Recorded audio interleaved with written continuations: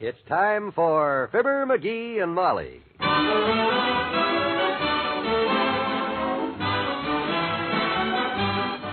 Sundays through Thursdays, NBC brings you Fibber McGee and Molly transcribed. The show is written by Phil Leslie and Len Levinson and directed by Max Hutton.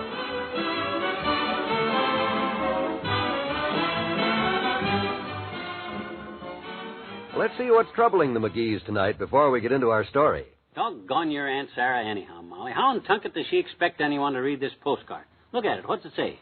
It says, tell McGee to talk modified 3. Heavenly days. What does that mean? Oh, I know. Well, trust your Aunt Sarah to know a goodbye when she sees it. The modified 3 is a prudential life insurance plan that's low cost from start to finish. Well, don't let me dangle, McGee. Tell me facts. Okay. Now, just imagine you're the head of a happy household. Yes? You got a nice little family, and you're determined to make sure if anything happens to you, they'll be taken care of. But you also want life insurance protection that you can afford. A really low-cost plan. So I call my prudential agent. He shows me the modified 3. And you like it. On account of because the premium you pay for the first 3 years is actually 15% lower than in later years. Uh-huh.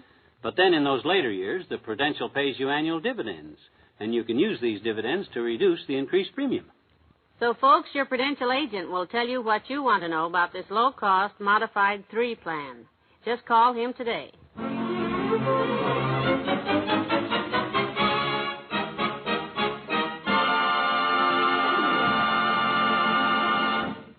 A man in a uniform is walking up the front steps at 79 Wistful Vista. He reaches for the bell button, and inside the house, the chime goes. There's the doorbell, Molly. You want to get it? I'm already there, dearie. Must be important from the tone of it. What, for me? Oh, well, thanks very much. Parcel postman, McGee. Package for me. What in the world can this be? Boy, sure is a big one. Here, let me help you. Well, who's it from? From Aunt Sarah. Wonder what's in it. You think maybe it could be Aunt Sarah? Oh, stop being silly. Get my scissors. That's not so silly. You know how Aunt Sarah loves to express herself. Listen, Molly, don't you get it? Package, express yourself? Tain't funny, McGee. Oh, I guess you're right. This ain't express, this is parcel post. Throws the whole joke off and upsets the... Here, give me the scissors. I'll do it. Hurry up, get it open. My goodness, it's such a big whatever it is. All this tissue paper around it is... Why, McGee, it looks like Aunt Sarah's Persian lamb coat. My gosh, that's what it is, all right. Her fur coat. Hey, what the heck Wait a minute. There's a note. Mm-hmm. Let me see. Dear niece, myself a new coat. Want you to have... McGee, she's giving it to me. Oh! Giving it to you? Free? Holy smoke. Does she say what the doctor said? Doctor? She must be awful sick if she started giving away her fur coat and stuff. Boy, she wouldn't give you the rind off a tangerine ordinarily. Now, McGee, I won't have that kind of talk about my Aunt Sarah. Well... Her note says she bought herself a new fur coat at the end of the season sales, and she wants me to have her Persian lamb. Isn't that wonderful of her? Just look at it. Oh, it looks great. Yeah. Gee, that's real generous of her, Molly.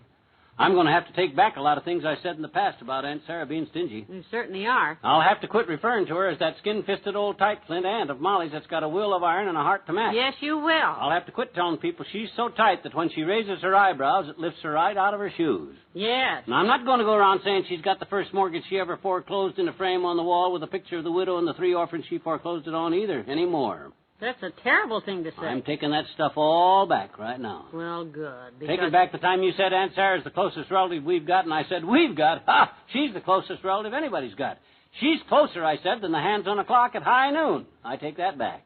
Okay, now let's stop all I'm going to quit saying she's the only woman I know who can squeeze a nickel till the buffalo squeals like a pig in a gate. McGee. And the next guy that asks me if it's true that Aunt Sarah thinks no more of a dime than she does of her life and hangs on to a buck like a lovesick squaw, I'll say no. McGee, now stop it. That's enough about Aunt Sarah.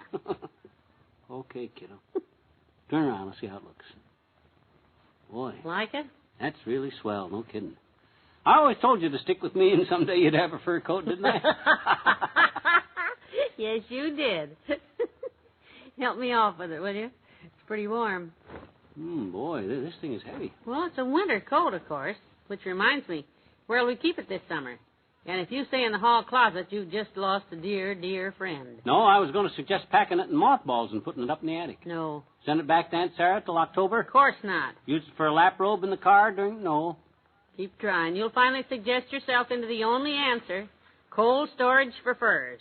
Downtown at Herman's Ermins. Oh, yeah. Or, hey, maybe the Van and Storage Company. They got a fur vault, and I know Van. He might give me a rate. I got to go downtown for a while anyway. I'll take it along and find out. Good. I know Van. Funny thing, here I just get my first fur coat, and an hour later, without even wearing it once, it'll be on its way into storage. Yep. But, as the guy at the newsstand said, when the big bundle of picture magazines fell on his head, that's life. Oh.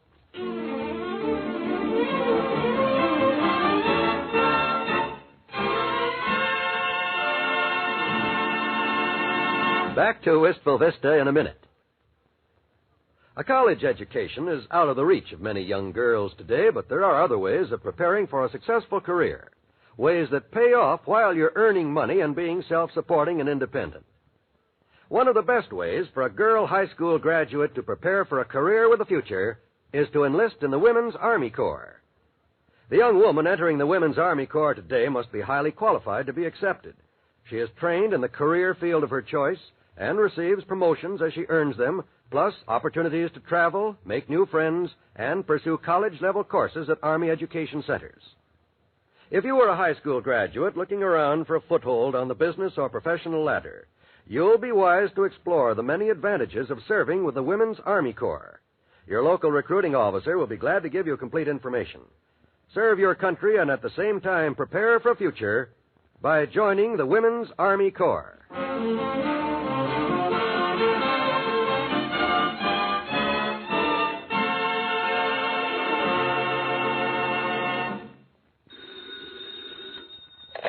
'79 in Wistful Vista, Molly McGee speaking. Hello, Ma. Say, I just saw the darndest thing. Oh, Mabel, yes? Well, I'm downtown shopping, and I just had to call you and ask you about this. I saw your Fib walking into the Provident Loan Company with the fur coat over his arm. Huh? The pawn shop? Had it right over his arm, looked like a Persian lamb to me. First, I wasn't sure it was Fib, and I was driving our car. I couldn't stop, you see, so I had to go clear around the block, and when I got back... It wasn't him, huh? The heck it wasn't. He was coming out of the pawn shop without the coat, counting money. And he had the slyest look in his eyes. Oh, no. I don't believe it, Mabel. You must be mistaken. Well, you ask him when he gets home. If he gets home. He looked to me like a man planning a quick trip to Paris to live it up a little. Oh, well, I'm just kidding about that, Ma. But what's it all about? Oh, nothing. I don't know. McGee's at the outs. You don't own a fur coat, do you, Ma? Does it look like it? Well, you'll have to excuse me now, Mabel. Something's burning. Bye. And that's no lie. Something is burning. Me. How could he do a thing like that? Hock my brand new hand-me-down Persian lamb coat the very day I get it. I just can't... What could have gotten into him? Oh, now, wait a minute, Mrs. McGee. Mabel could have been mistaken, you know. And even if it was McGee, there's no use getting all upset about it now. He'll probably have a fine, reasonable, logical explanation for it. Sure he will. And I'd like to see him try to pawn it off on me. Just let him try. Work my fingers to the bone for that. And when he walks in the door, I'll just ask him flatly, what did you do with the coat? And then I'll... If this is him... Hi, Ma. Did you find out yet? Why, Mabel, too. Do come... oh, you're in already. Come, have a chair and sit a minute. Say, Ma, didn't your Aunt Sarah, last time she was here, have a black Persian lamb coat? Oh, I guess black Persian lamb coats are worn by thousands of people. Not counting the black Persian lambs who wear them. A joke, you know.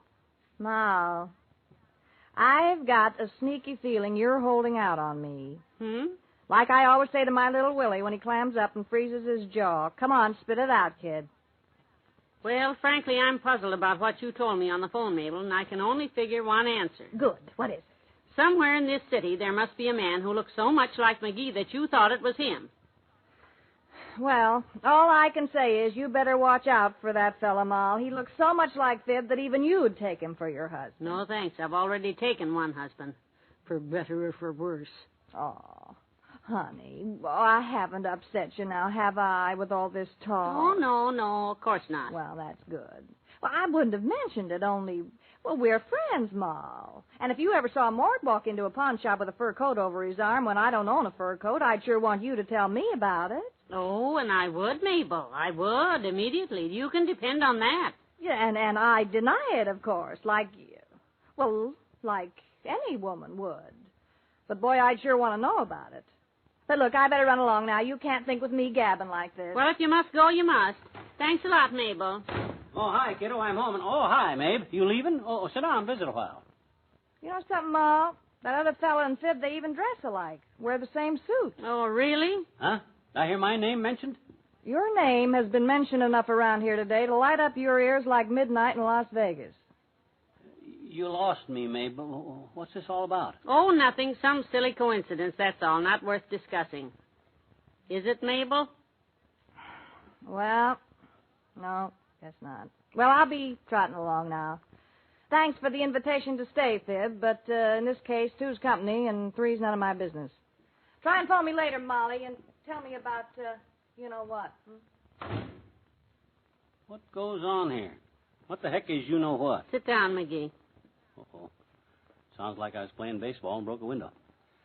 Well, I don't know what it was I done, but whatever I done it for my little wife. And if I had it to do all over again, Your Honor, I'd do it the same way because my little wife... Oh, stop it. Hmm?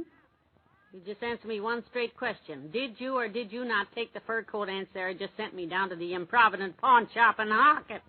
Yep, that I did. Oh, no. Betcha. Here's the pawn ticket, Tootsie. I got $10 on it. $10?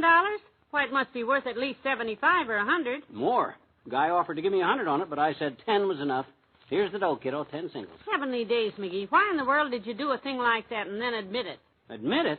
Heck, it was a stroke of genius. My beautiful fur coat? Safe and sound in the refrigerated vault of the Improvident Loan Company for the next 4 months. For a total cost of 3% a month on the $10 I just borrowed, or a total of $1.20 for summer storage. What? Instead of $22 that Herman Zerman's charges, or $18.50 at Van Von Van. And this way, we even got spending money while they store it for us. Oh, you're a genius. Oh, I admit it.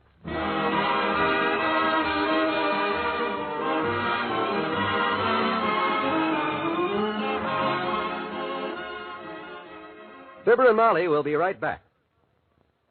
Here is a way to brighten your mornings and afternoons. Just listen to NBC Radio.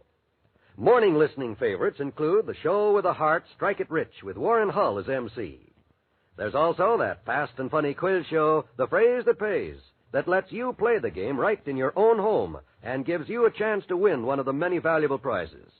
The exciting questions and answers are bound to keep you on your toes and at the same time send you on a laugh vest. Be sure to hear The Phrase That Pays each weekday morning on NBC with Ted Brown as your host. In the afternoon, enjoy a visit with your longtime radio friends like Just Plain Bill, Stella Dallas, and young Widder Brown, the finest in good afternoon listening. If you haven't tried it, you've been missing a surefire way to brighten your days. And remember, NBC leads the rest with the best in radio entertainment. One more reminder, beginning June 27th, Fibber McGee and Molly will be heard mornings and evenings.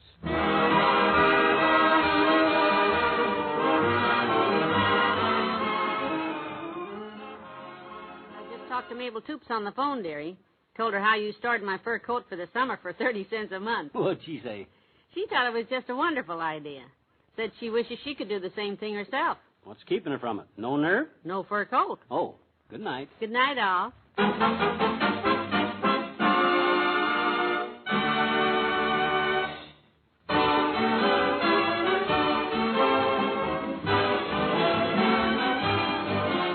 Fibber McGee and Molly is an NBC Radio Network production transcribed with Mary Jane Croft as Mabel Toops. This is John Wald inviting you back tomorrow to see your friends trap a hit-and-run driver. Good night.